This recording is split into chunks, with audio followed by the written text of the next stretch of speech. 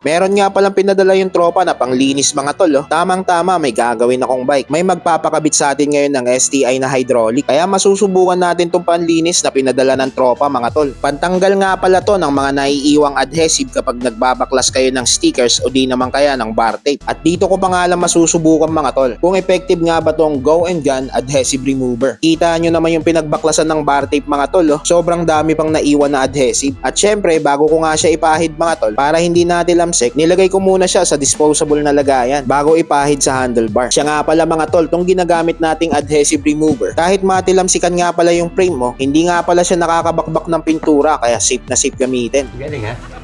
At hindi nga rin pala masama yung amoy. Amoy citrus siya mga tol, kaya mahamot. Anyway, pagkatapos nga natin maipahid mga tol, ayon kay Gogan, ibababad muna natin siya ng 5 to 10 minutes bago natin siya punasan ng basahan. Pero wala pang 5 minutes mga tol, oh. Kung mapapansin nyo, nakulo na yung adhesive. Effective nga tong adhesive remover na bigay ng tropa mga tol. At pagkalipas nga na 10 minuto, pinunasan ko na siya ng basahan mga tol. At kita nyo naman mga tol, tanggal talaga yung mga naiwang adhesive. Maganda tirada mga tol, quality. Anyway, baka tanongin nyo kung saan ko to nabili. Pinadala lang sa akin ng tropa to mga tol. Pero kung gusto nyo talagang bumili, yung link nga pala nitong adhesive remover natin, nilagay ko na sa comment section. At syempre, meron din tayo yan sa yellow basket mga tol. Isang click nyo lang, lalabas na agad yung product at hindi na kayo mahihirapang maghanap. O siya, ride safe na muna sa inyo mga tol. Bago pa maubos ang oras ko sa kakadaldal, aasikasuhin ko na muna to.